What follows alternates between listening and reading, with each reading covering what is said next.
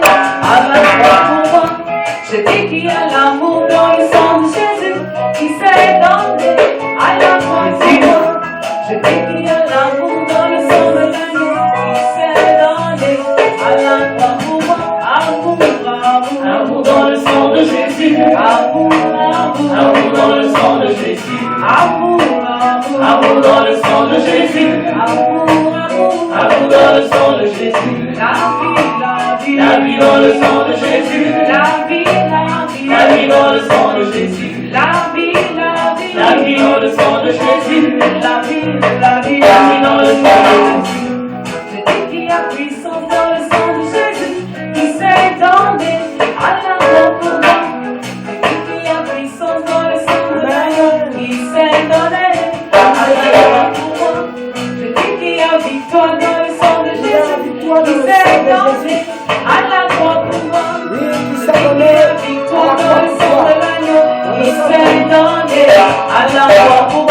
Victoire, victoire, victoire dans le sang de Jésus. Victoire, victoire, victoire dans le sang de Jésus. Victoire, victoire, victoire dans le sang de Jésus. Victoire, victoire, victoire dans le sang de Jésus.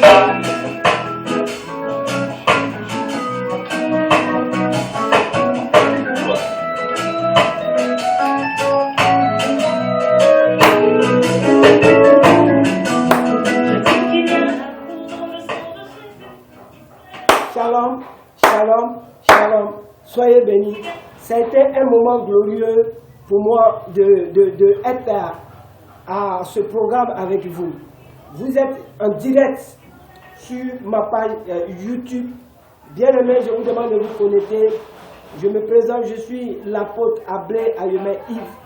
Je suis de l'église apostolique Christ et Mission de Côte d'Ivoire.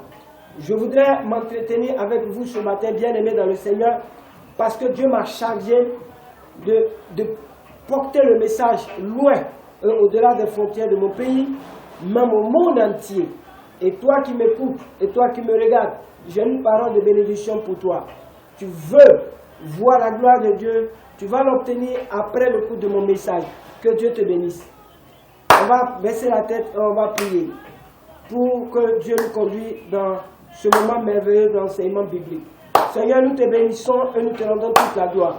Toi qui es Seigneur et le Christ, Alpha et Oméga, le Dieu d'Abraham, d'Isaac et de Jacob, qui surpasse toute intelligence. Seigneur, voici le temps est venu pour nous d'entendre ta parole. Nous voulons confier ce moment et le ministère de la parole en tes mains. Viens disposer le cœur, Seigneur, de tout un chacun. Viens disposer le cœur de celui qui m'écoute. Dispose le cœur de celui, oh Seigneur, qui me suit chaque jour, chaque moment, lorsque les messages sont prêchés. Seigneur, que lui n'ait la farine ne manque point en son sein. Donne-lui la gloire et la grâce abondamment au nom puissant de Jésus. Amen. Que le nom de l'Éternel soit béni. Bien, mais toutefois sans tarder, nous allons prendre notre livre dans le livre de Genèse chapitre 1. Et nous allons voir quelque chose dans le livre de Genèse chapitre 1. Je voudrais bien que tu m'écoutes. Le livre de Genèse chapitre 1 relate un fait réel.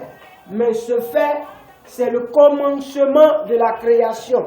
Amen. Au commencement du monde, la création du monde. Bien-aimé, je veux que toi et moi, nous soyons attentifs à ce message qui vient. Nous allons lire et tu vas comprendre avec moi pourquoi il est important de saisir la parole de Dieu et de la garder. Parce que dans la parole, il y a la révélation.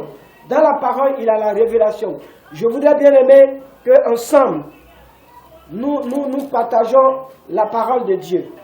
Nous allons lire notre vie dans le livre de Genèse chapitre 1, à partir du verset 1 jusqu'au verset 7. Fais la lecture s'il te plaît. Au commencement, Dieu créa les cieux et la terre. La Bible dit qu'au commencement, Dieu a créé les cieux et la terre. La terre était informe et vide. La Bible dit que la terre était informe et vide. La terre n'avait pas de forme qu'on pouvait lui donner. On ne pouvait pas dire si la terre était ronde, on ne pouvait pas dire si la terre était carrée, on ne pouvait pas dire si la terre était perpendiculaire, on ne pouvait pas lui donner une forme. Donc écoutez attentivement la lecture. Il y avait des ténèbres. La Bible déclare qu'il y avait des ténèbres. Aux surfaces de la terre. Il dit à la surface de la terre. Et l'esprit de Dieu. La Bible dit que et l'Esprit de Dieu se mouvait au-dessus des eaux. Dieu dit Et Dieu dit, que la lumière soit, il dit que la lumière soit, et la lumière fut. et la lumière fut. Dieu vit que la lumière était bonne. La Bible déclare que Dieu a vu que la lumière était bonne. La Bible n'a pas dit que Dieu a vu que la lumière n'était pas bonne. Il dit que Dieu a vu que la lumière était bonne. Quand quelque chose est bon, on l'apprécie. Quand quelque chose est bon, on lui donne la valeur. Quand quelque chose est bon, on la donne beaucoup de considération. Amen. Donc, la Bible dit que Dieu vit que quoi? La terre était bonne. La terre était bonne. La Mhm. lumière, pardon. La lumière était bonne, excusez-moi. Et Dieu sépara la lumière. Et donc Dieu va faire quoi? Il va séparer la lumière avec les ténèbres. Dieu appela la lumière jour. Dieu va nommer la lumière jour. Et il appela les ténèbres nuit. Il va nommer les ténèbres nuit. Et ainsi il eut un soir. Et la Bible dit que ainsi il y eut un soir et il y eut un matin. Ce fut le premier jour. Il dit ce fut le premier jour. Dieu dit Dieu a dit en ce jour, on dit ce fut le premier jour. On dit Dieu dit qu'il avait un entendu entre les eaux. Il dit qu'il est un étendu entre les eaux. Et il sépara les eaux avec les eaux. Et il a fait une séparation des eaux avec les eaux. Et Dieu fit l'étendue. Et Dieu a fait comme on appelle l'étendue. Et il sépara les eaux Il a séparé les eaux. qui sont au-dessus de l'étendue. Il dit que les eaux qui étaient au-dessus de l'étendue, Dieu les a séparées. Dieu les eut qu'ils sont au-dessus de l'étendue. Et Dieu a vu qu'ils étaient au-dessus de l'étendue. Et cela fit ainsi.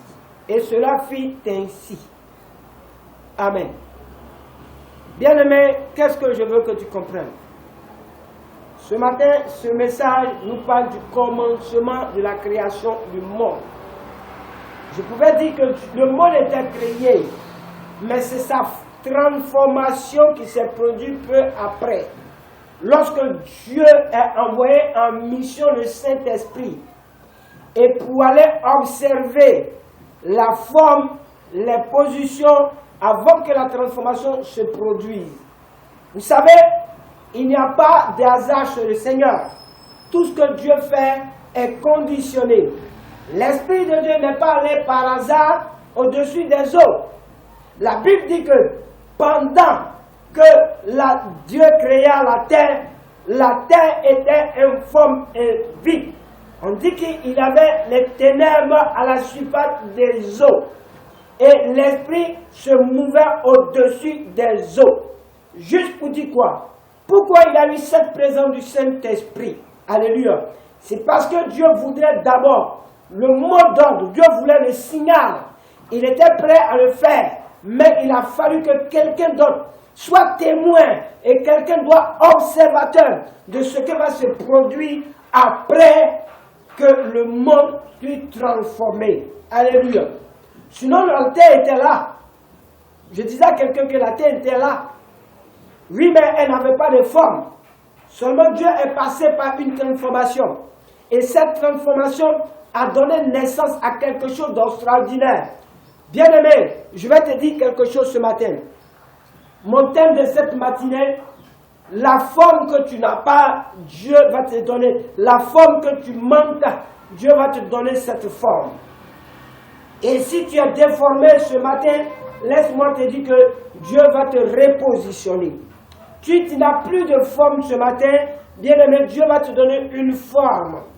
Si tu as perdu ta place ce matin, Dieu te donnera ta place. Si tu as perdu ta position ce matin, l'Éternel te donnera cette position.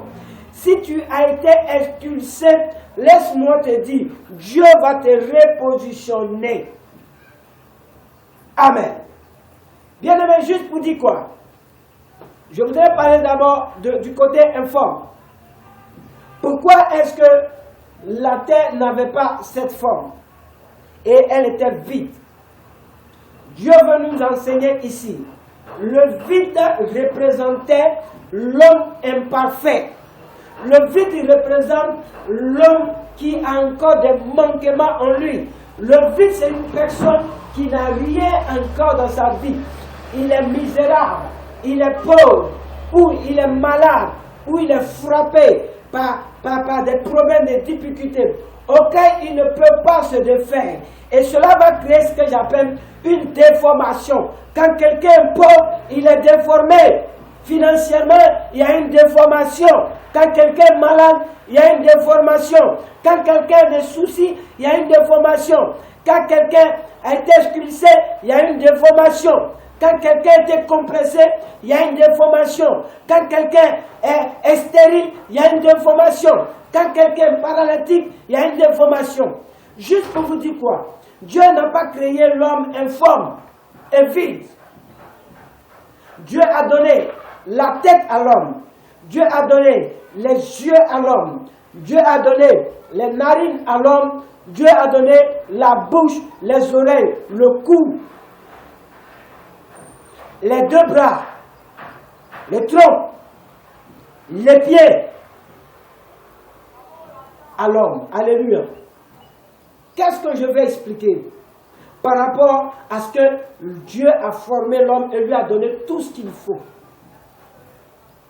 Mais comprenez bien aimé avec moi, la terre qui avait été créée n'avait pas aussi également de forme. Parce que les choses étaient mal positionnées. Il a fallu que Dieu fasse quoi? Dieu entre en action. L'action dans laquelle Dieu est entré, c'est pour démontrer à l'homme que rien ne lui est impossible. Ce n'est pas parce que Dieu était incapable de donner en même temps pendant qu'il créait la terre. Dieu n'est pas venu trouver les eaux. Dieu n'est pas venu trouver la Bible. C'est lui qui a créé. Parce que l'homme n'était pas encore créé. Donc Dieu a fait création de ces choses d'abord, de tous ces éléments de la nature, avant que l'homme soit créé. Mais bien avant que l'homme soit créé, donc il faut disposer les choses. Voilà pourquoi Dieu est passé par la transformation. L'homme ne pouvait pas venir habiter dans l'eau. L'homme n'est pas aquatique. L'homme ne pouvait pas habiter, et comment on appelle ça, dans la Bible. Comprenez-moi bien aimé. La vie de l'homme serait très très difficile. Comme Dieu sachant que il va mettre un être vivant sur terre, et c'est cet être vivant-là qui va continuer, après que lui il transforme, l'homme va continuer à faire la grande transformation. Et c'est pourquoi vous allez voir que lorsque l'homme est venu dans le monde, l'homme a utilisé la terre pour construire une maison. L'homme a utilisé du bois et pour en faire des champagnes. L'homme a utilisé du fer qui sortait de la même terre pour en faire des tongs. L'homme a utilisé du fer pour en faire une machette. L'homme a utilisé encore des pierres pour faire des briques. Juste pour vous dire quoi, bien aimé, rien n'est impossible à Dieu. Cette parole de cette matinée vient ouvrir mon entendement et ouvrir ton entendement. Laisse-moi te dire, peut-être aujourd'hui tu dis que tu travailles une vie difficile et tu ne sais pas comment est-ce que tu vas te retrouver. Laisse-moi te dire, il y a une place pour toi. Dieu a une place pour toi. La même manière que Dieu a donné forme à la terre, c'est de la même manière qu'il va donner forme à la terre.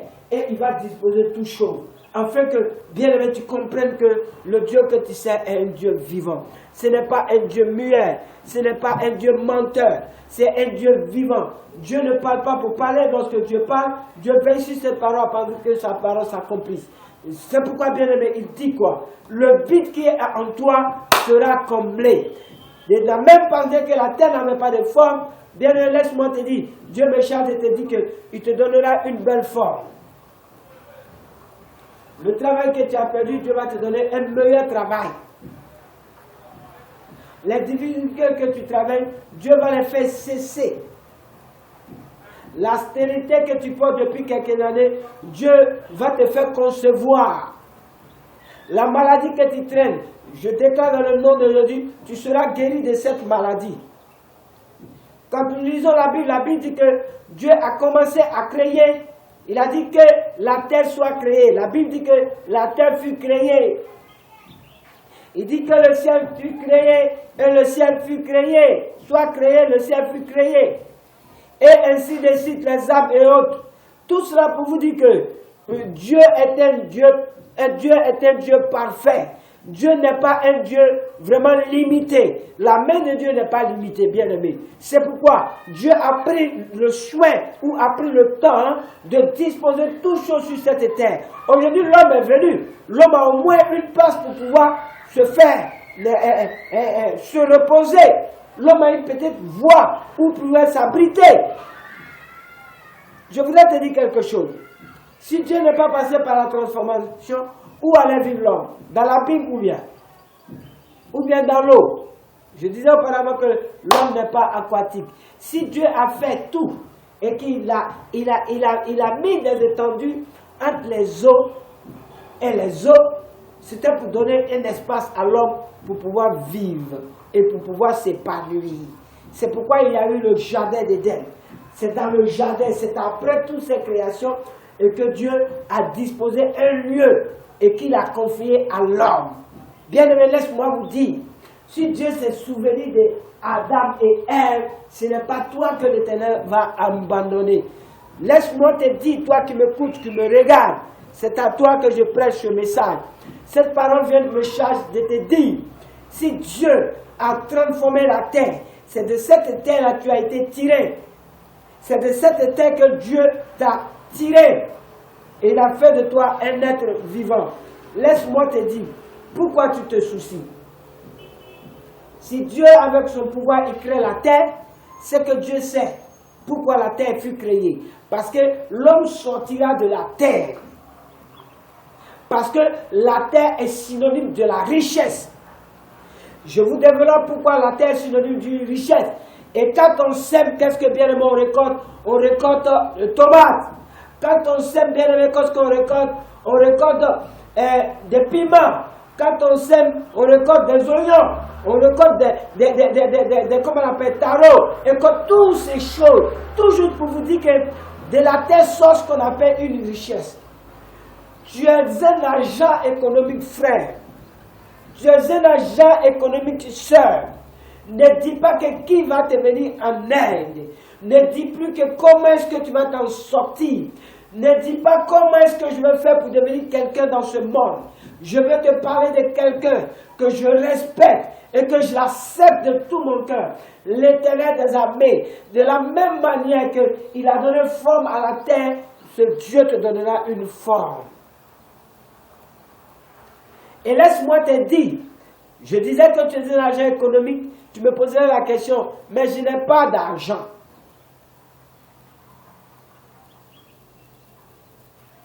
Est-ce que le cultivateur avait besoin d'argent avant d'aller cultiver? Peut-être un peu d'argent pour pouvoir défricher, d'accord. Mais est-ce qu'il avait besoin d'une grande somme pour pouvoir faire une plantation? Non. Juste pour dire quoi? C'est le peu que l'on a. Et lorsque vous multipliez ce peu, Dieu regarde le peu que vous avez et il fait la multiplication. Regardons lorsque les disciples disaient que Seigneur, oui, ton peuple a faim. Le Seigneur dit, donnez vous-même à manger aux disciples. Et ils ont dit que, mais nous n'avons que 5 pains et 5 poissons. Jésus est passé par la multiplication. S'il y a eu la multiplication, dis-toi frère que ton miracle est possible.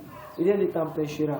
De la même manière que la terre fut créée et tu es sorti de cette terre, tu n'es pas n'importe qui. Tu es une richesse. En toi il y a de l'or. En toi il y a le manganèse. En toi il y a l'aluminium. En toi il y a du fer. En toi il y a de l'or. En toi il y a du diamant. Cela c'est juste pour te dire que tu as une richesse. C'est pourquoi ne te décourage pas. Crois à ce que tu représentes de l'or. Crois à ce que tu représentes du diamant. Tu es né pour briller. Tu es né pour réussir. Tu es né pour grandir. Tu es né pour être élevé. Tu es né pour percer le mystère de la richesse. Dieu dit de te dire ce matin, tu veux voir sa gloire et tu vas voir sa gloire. Aujourd'hui est ton jour de miracle. Aujourd'hui est ton jour de délivrance. Ne te laisse pas décourager. Ne te laisse pas abattu. Mais au contraire, lève-toi et prends ton courage. Et prie Dieu. Dis-lui, Seigneur, j'ai entendu ce message et qui me dit, j'ai été tiré de la terre parce que cette terre produit de la richesse. Cette terre produit de l'argent. Donc Seigneur, je crois que je suis été formé par la terre. Donc je suis une source de bénédiction. De moi sortira de l'argent. De moi sortira de l'or. De moi sortira du diamant. De moi sortira du fer. De moi sortira de l'aluminium. De moi sortira le manganèse. Et ce sont ces richesses, Seigneur, que je pourrais distribuer au monde entier. C'est pourquoi, frère, ne sois pas dépaysé. Ne sois pas attristé. Ne sois pas découragé. Je vais m'arrêter là pour te dire que ce message est un message. De la même manière que Dieu a créé la terre, c'est de la même manière que Dieu peut créer des situations pour que ta vie soit stable. De la même manière, il a disposé les étendues avec les eaux. C'est de la même manière, Dieu va faire séparation entre toi et tes ennemis. Ceux qui te pourchassent, ceux qui te combattent. Ne pense pas qu'il restera jamais en train de te combattre. Il restera éternellement en train de te combattre. Je te dis la vérité. De la même manière, Dieu a mis les séparations. Dieu va te séparer de la maladie. Dieu va te séparer de l'austérité. Dieu te séparera de la pauvreté. Dieu te séparera des soucis. Dieu te séparera de la jalousie. Dieu te séparera de la haine, des projets sataniques et démoniaques. De la même manière, Dieu a disposé les choses. Dieu disposera ta vie de sorte que tu sois une bénédiction. Bien aimé, que le nom de l'Éternel soit béni. C'est là que je vais m'arrêter pour te dire que honneur et gloire soit rendu à notre Dieu. Merci. Sois béni. Sois connecté sur ma page YouTube. Abonne-toi. Que Dieu te bénisse. Je vais prier. Seigneur, je te bénis pour ce message que nous venons d'écouter. Bénis, Seigneur, les auditeurs. Bénis bénis les internautes qui suivent mon message. C'est un moment précieux pour eux. C'est un moment de grâce et de bénédiction. Et c'est un moment d'échange, de partage de l'évangile. Je prie que ce moment soit un moment bénéfique pour eux. Et car ils ont besoin de compter sur Dieu, ils ont besoin de croire la parole de Dieu, ils ont besoin de s'attacher à Dieu. L'homme ne peut rien faire sur cette terre sans que Dieu soit au centre. Je dis la vérité que Dieu est au centre de ta vie. Et tout ce que tu feras sera bénédiction, tout ce que tu feras sera succès. Je ne sais pas ce que tu travailles et ce que tu vis. La maladie que tu as, je déclare au nom de Jésus, que cette maladie soit anéantie au nom puissant de Jésus. Si un prophète de la sorcellerie, je fais cesser son action, je fais cesser son œuvre, et je renvoie cette maladie loin de là. Ensemble, nous allons adorer le Seigneur et nous allons nous séparer. Que le nom de l'Éternel soit béni.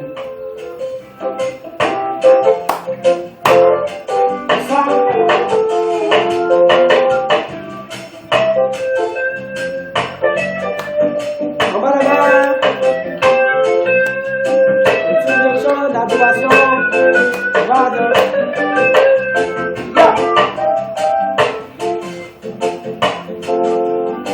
louez Dieu. Alléluia. Je voudrais te bénir, Seigneur, pour ce que tu fais pour la vie de tes enfants. C'est un moment glorieux, un moment de partage, un moment d'adoration. Où, Seigneur, tu te révèles à tes enfants. Je prie afin que tous ceux qui m'écoutent et tous ceux qui me regardent, Seigneur, ceux qui sont les plus, Seigneur, touche-les, touche-les, touche-les, que ta grâce se repose dans les vies et la bénédiction à son tombe. Je te remercie, Père, parce que tu le fais, car c'est ton nom que les malades sont bénis, c'est ton nom que les damnés voient, c'est ton nom que les meilleurs parlent. Merci, Seigneur. Celui qui a la vie dans le sang de Jésus, qui s'est donné à la croix pour moi. Celui qui a la vie dans le sang de Jésus, qui s'est donné à la croix pour moi. Celui qui a la